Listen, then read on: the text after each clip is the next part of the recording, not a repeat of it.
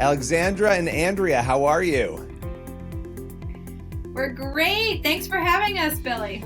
Well, I'm excited to see you both, and there's a lot to talk about. You have been very busy, and the exciting thing for Pure Flix fans is that there are two films that you both wrote. These are very powerful films, Catching Faith and Catching Faith 2. They hit the platform on April 1st, and I want to talk through these movies and your history, because the two of you, first of all, you're sisters, right? Which is fascinating. And you work together in Hollywood making these powerful movies. You are writers, producers. You've done, one of you is an actor. I mean, there's so much to unpack here. But let's start, and Andrea, I'll throw to you first. The story at the baseline of Catching Faith. Talk a little bit about how you encountered that story and where the idea came from to make it into a movie. Sure. Well, Catching Faith was my first invitation into film, which is really fun part of my own story. My sister Alexandra is an actress, and she'd been in Hollywood for many, many years. And after the success of one of her films, they said the next big thing in Hollywood's going to be faith-based movies. And she called me and said, would you consult? And before long, I went from consulting on the script to being a co-writer. And so the story of Catching Faith really comes out of a journey with a workbook that I had written called The Elijah Project.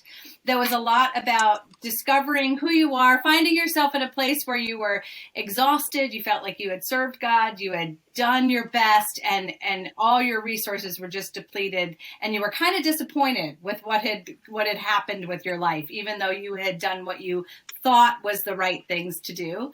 And Catching Faith was a way that we could illustrate that. Basically, it's a story about a woman who, from the outside, her life and her family looks perfect, and she's trying to maintain that perfect picture. And her son is a football player who is the captain of the football team, real successful. He gets caught drinking, and he actually gets let off because they want him to play football. And so even though it's against the code of conduct at the school's willing to let him off, but she has been working on her own faith journey and says we have to do the right thing even when nobody's looking. And it's about what happens when your town, your family, the football team, everybody kind of comes against her for the decision because she doesn't have to maintain that integrity, but they choose to, and how that all falls out. It's a powerful storyline, and it's a relatable storyline because so many of us, especially in the social media age, and I know the two of you have looked a lot at this in your other film, Switched as well. But just this whole notion of feeling like you need to be perfect, right? I think we all feel that sometimes, and what's put out on social media is this, aura of perfection, and I think that infects us even as Christians sometimes, feeling like we have to project that. So that's a really relatable storyline. Now, Alexandra, what was it that made you guys say, okay, we're going to do a sequel to this film? Oh, well, actually, what's funny is when we made this movie and it came out, it went straight to video on demand and DVD. And we actually had said to our sales agent, we think we should make another one. Like, this would be a great series. And our sales agent was like, no, I don't think you'll make, a sequel to a straight to DVD, VOD small movie. And we were like, okay. And then, of course, we went on to make Wish for Christmas and then started writing other stuff. And it was RLJ Releasing, our distribution company, that actually found Ryan Keller, our sales agent at American Film Market. And they tracked him down and they were like, Catching Faith is doing so well. Like it became their top 5 consistent selling movie, and they actually requested a sequel. So we were like, oh my gosh, years later, we got requested to make a sequel, and we actually called up all the cast to see if they were interested in coming back. And we got the band back together and everybody wanted to do it. So Andrea and I actually, and the thing was, they wouldn't pay for the sequel, but they would buy it when it was done. So we still had to raise private investment, which, as you know, takes a lot of time. So we didn't know how we were going to do it. But Andrea and I actually got together and was like, let's just write the script, because hopefully God will provide the opportunity. But if it comes and we don't have a script, it doesn't matter. So we actually wrote the script in a hope and a prayer that we would find somebody who would invest in the movie. And here we are, right? You have the two films, and you guys, what is so interesting about the two of you? And by the way, just to give people context who are watching and listening to this, getting a movie made, and I think I said this to you last time we talked, it is a miracle. There's so much that goes into the final product of a film. And the two of you, Andrea, your background, you are a clinical social worker, right? You are licensed. That's your background. Now, Alexandra, you have been in Hollywood. I love the fact that the two of you as sisters, you have very different backgrounds. You've come together and you're making these amazing faith-based, family-friendly movies. Alexandra, I'll go to you first on this because I know that there's a deep story here, but a lot of people who want to break into Hollywood, they want to understand how they get into the industry. Let's just talk a little bit about how you went from sort of the acting side, and I know you were always creative there and doing more, but going from the acting side to what you're doing now, which is everything. I mean, the creative side, bringing these movies to fruition. Yeah. Well, crazy enough, I moved to LA at 19 years old and I pursued acting like crazy. I mean, I ate, slept, breathed acting. It was like, I'm going to make it. And after 10 years, I just could not catch a break, couldn't get an agent. And I actually moved out to Albuquerque, New Mexico. And I really had this epiphany that I needed to stop waiting for people to choose me, that it was time that I choose myself, create my own work, and then put myself in the films. So originally I started making movies to give myself an acting role. And then it's funny how God works. I actually found such a passion for writing and producing that trumps my passion for acting. So, and I think especially as creators and independent filmmakers, you have to do everything. So we learned, like my first feature that I made, which was a thriller with like 5 people for no money. We just kind of went out and we were trying to teach ourselves really how to make a movie. And that sort of was our first exploring, how do we make our own movie? Is it this possible? And then prove that you can do it so someone would invest in you. But we actually sold our first feature. And then it was our sales agent who said, you know what, you should be making faith-based films. And so we really felt like God called us to do this because it wasn't the trajectory that I was on. So God was like, this is what you're going to do. And he hit me over the head. and you listened. And, I did. and at some point, the phone gets picked up. You call Andrea. Yeah. Andrea, and I don't want to oversimplify it, so fill in any blanks here, Andrea, but you get this phone call at some point or this request of, hey, why don't you come alongside me on this crazy journey? Take us through that from your side, Andrea, what that was like. Well, I was a mom. I am a mom of 3 kids. All 3 of my kids were in school, the elementary school, I think middle school was my oldest. And so I just remember getting the call and going, what? Like, I like to watch movies, but I know nothing about making movies or writing a movie. And the other thing that I really remember was when I thought about it, I was like, I don't really like faith-based movies. And that's probably not real attractive to say, but I remember thinking, I was a youth leader. And I remember thinking, I don't have anything to bring my youth group to. We try to support faith-based movies when they come to the theater. They're few and far between. And most of them aren't appropriate for the people I'm watching movies with. So it actually was a really interesting conversation that we had about, well, what does it look like if we do make a foray into the faith-based world? What do we want our movies to look like? And the other thing that we noticed was that there weren't a lot of leading ladies. There weren't a lot of stories told from a female perspective. So we began to talk about that, and Alexandra can add to it, but our sales agent was like, no, you're not going to have your lead be a woman.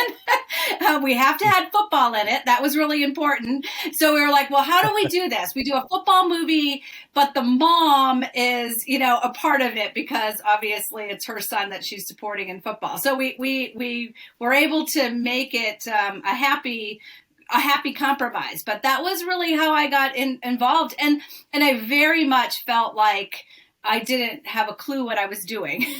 So we really, I think our writing process together I was very vulnerable to be like, I don't really know what I'm doing, but I do know that I've got great stories and that I've spent my whole life in ministry and with women that have been trying to raise their kids to follow after Jesus. And a lot of us have had our kids say, we don't really want to follow after Jesus anymore. And they are really disappointed with how all of their investment came back to them. And I'd love to be part of being able to tell stories that help us wrestle with that, be honest with that with the church and with people in the church. And that's what we've really tried to do. Yeah, and being able to, have all different kinds of people come in and tell stories. It is interesting. There aren't a lot of female directors, right? I mean, and a lot of female writers. And you said leading ladies. This is not something, it's something that's increasing now that we're seeing, even in this space, wonderful, wonderful teams of siblings, right? You've got the Irwins, you've got the Kendricks, and now you've got the Boylan sisters, right? And I love that you guys are here doing this, and you're bringing a really fresh and unique approach to so many different topics. When you think specifically, and we could talk about a couple of the other films as well, but when you think specifically about Catching Faith, 1 and 2, Alexandra, what for you, as the person who, who actually wrote this, put it together, and helped bring it to the big screen, what are you hoping that people take away from those films? Well, yeah, I mean, that's such a great question because it's been out for a little while now. And I think now it's actually getting to hear what people have taken away has been so incredible, because what you hope, you have a hope when you make a movie. I think, like Andrea said, it was such a passion of ours to see women as the lead, the story being about the woman's journey. And so we really, really wanted to be able to speak to women who might not be seeing themselves represented, or the stories weren't touching their heart or their life. And we really wanted women to see this and be like, Andrea and I were raised in the church. Our father's a minister. We grew up with this. Put on a front. Make sure everyone thinks you're perfect. Don't let anyone see that you have a messy life, or that your faith, has issues, or like, heaven forbid, God knows we're human and we make mistakes. So I think that Catching Faith was for us wanting to give freedom to women to say, it's okay. None of us have it all together. And that is one of our favorite responses that we get from our audience is, oh my gosh, this movie made me feel not so alone, which is similar to Switched in a lot of our movies, because we're tackling very everyday issues that you're dealing with every single day. And so we wanted women to see it and see themselves represented and say, oh my gosh, I guess I'm not the only one going through this. And I think, especially for women in the church, that is a huge struggle, is wanting everyone to think you're perfect. And in Catching Faith, we talk a lot, in the sequel, we talk a lot about asking for help. And as women, we try to do everything. We try to solve every problem, take care of, the workplace, the husband, the kids, our parents, everything. And this movie, we really grappled with, you need to ask for help. You can't do it all by yourself. But there's just this stigma that women should be able to do it all. And it's okay to say, well, sometimes you need to ask for help. So I think that, and what all of our dreams for the movie definitely resonated in our audience. I mean, we got a message from a woman in South Africa in a village who saw Catching Faith and said it was the first time she had ever seen herself represented in a movie, and it touched her so much. And we were just like, oh my gosh, okay, we're doing something right. So yeah, and especially considering, obviously, how pivotal, women and mothers are to children and development, and, being able to see those topics and address them and feel seen, and also dealing with young people. I mean, Switched is a film that's also on Pure Flix, where you're watching young people navigate the difficulties of life through a really fun storyline, right? My kids love that film. And so you guys are, again, you're hitting on things that I think have not really been hit on. You're doing it from a unique angle. Now, Andrea, I have to ask you, because you guys, obviously, as you just said, Alexandra, you are preachers. You're a preacher's kid, right? Both of you. So, Andrea, what was that like? Do you ever reflect on that and think, wow, preacher's kid to making these amazing movies? Not everybody would see those two things as maybe going together so well. Yet, David A.R. White, same thing. He was a pastor's kid, right? There's a lot of people who come into this world, this artistic world, from that. But reflect on that a little bit, Andrea. Well, yeah, I completely would never imagine that I would be where I am talking to you about the movies that we've made. It's still surreal. But I will say this, I'm also a pastor's wife.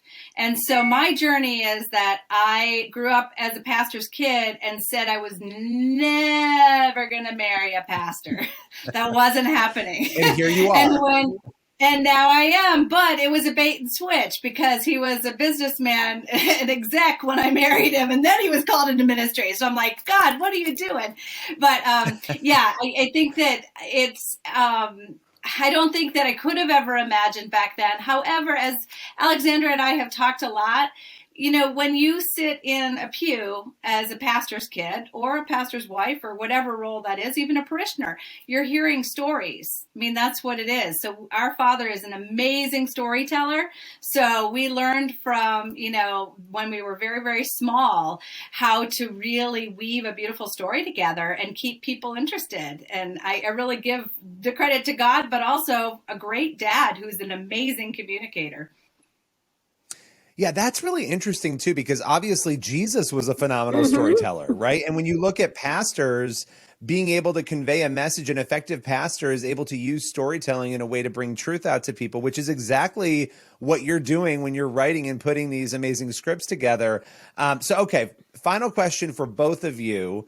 Alexandra, and this is something I'm asking everybody. So it's a little bit of a heavy question, but I've been doing this for a couple of months now, and I love the responses that I'm getting. When you look back at the end of the road in 50 years, you look back at your career and the work you've done in this space, what do you want your legacy to be? Oh, wow. Well, I think that's what's so incredible about making movies is that you are leaving a legacy behind. That these films will live on long after us. And I just hope I hope when I go and meet the Lord in heaven, he says, look at all these people who are here because of what you did. And that is what I really hope, that we have brought the kingdom of heaven to earth. And that people, not only that we find out that people have come to know the Lord when they see our movies, we've had a lot of people come to know the Lord by being on our film sets. And we don't know all, I mean, when we get the messages, it's exciting, but we know that there's so many people that we don't even know who've seen our films that have been touched by it. And so I do hope that the legacy will continue, that people will continue to see themselves in these characters, and it will restore their life, change their life, make them think something they didn't think, maybe go to the Bible and pick it up when they had put it aside because it didn't speak to them, but something in our film grabs their attention. They go, I'm going to go look up that verse. And then it brings them back to know the love of Jesus. And I hope that at the end of my life that I will find that so many people found out how much Jesus loved us because of the films that Andrea and I are creating. That is powerful. And can I just ask before, Andrea, we go to you on that question, when you said you've had people who have found Jesus, who have become Christians on set, what do you think it is about your set that has helped make that happen? I think that we really lead with love. I mean, we do not just make a movie and so, I mean, we believe that people are more important than the movie all the time, and it's very stressful on a film set, but we even usually have like a beginning party before we make the movie where we invite everybody to come and we talk about what kind of set we run, that we are here to glorify the Lord. There's no ego on our film sets. We don't like the hierarchy of Hollywood. We're a team. We're all in this together. If someone shows up and brings coffee, they matter. They're important. I don't I used to be a stand-in and a production assistant. So I know what it feels like to feel like you're the lowest on the totem pole and you don't matter. Everybody matters. So we always try to set a stage on set that makes everybody feel loved. And we really do lead with kindness and I kind of like our movies. We don't preach per se. We really hope that people come to know the Lord by the way we treat them. We're not like running around saying, you need to know God. We're actually just trying to be different. And I think when people come on our film set, if they worked on any other Hollywood film set, they know that something is special and different there, and they feel valued and they feel loved. And we also have a lot of people, we invite people who are not believers to come and work on our set because we want them to, if you have decided you want to work on a faith-based movie, you're welcome. You come on in. We want you to work. And we'll have people who they're obviously listening to what is being said all day long that's being filmed. And we had a crew member who was listening to the Bible study scene on Switched about the Good Samaritan story. And she came up to Andrea at the end of filming one day and she was like, that story really in the Bible? I didn't know the Bible had stories like that. So that made her go, what is that? So that is how we trope that we are being a light to people, how we treat people on set, and also that they're going to be there listening to the words that we put on this page that the actors are going to say all day long. So, yeah. I love that. No, that's great. That's amazing. And Andrea, feel free to add anything to that, but then I want to throw that legacy question to you as well. Yeah. Well, I think I completely agree with everything Alexandra has said. I think one of the things that's really important to us is that God says that his word will not return void. So one of the things that we always are trying to incorporate in our dialogue and in our films is God's word. A lot of times people don't know that's what it is. And really our society is becoming more and more biblically illiterate, so they don't know that it's from the Bible, but it's an amazing story. So people are like, wow, that's awesome. And then we get to say, that's in the Bible, and this is where you can find it and you can learn more. So I guess legacy-wise for me, it is all about the kingdom of heaven. And it's all about, I think life like there's seeds of faith that we're spreading. And sometimes they land on all kinds of soil. Sometimes it's rocky. Sometimes it's, ready to be nourished. And we don't know where anybody, whether the people that we're working with on set or in post-production or those that are watching our movies, where their faith is or what may have just happened that might have maybe clouded their vision of who God is and God, the God that I believe that loves us unconditionally and that created us from the foundation of the earth. They've missed that or lost that. And we just want those seeds in our movies to kindle and remind people that they were fearfully and wonderfully made, and they were made in the image of God, and that there's a God that loves them that is bigger than any circumstance that they may be in. So legacy-wise, I hope that our stories keep encouraging people to follow after Jesus or take another step towards him if they haven't decided to follow after him yet. And then my big goal, ultimate goal is well done, good and faithful servant, right? I think all of us on that call are looking at that. Well, that is great. And thank you both so much for joining us. The films Catching Faith and Catching Faith 2 are now streaming on Pure Flix, and so is Switched. So check them out. Thank you both so much. Thank you. Thanks, Billy. It was great to see you. Thanks for having us.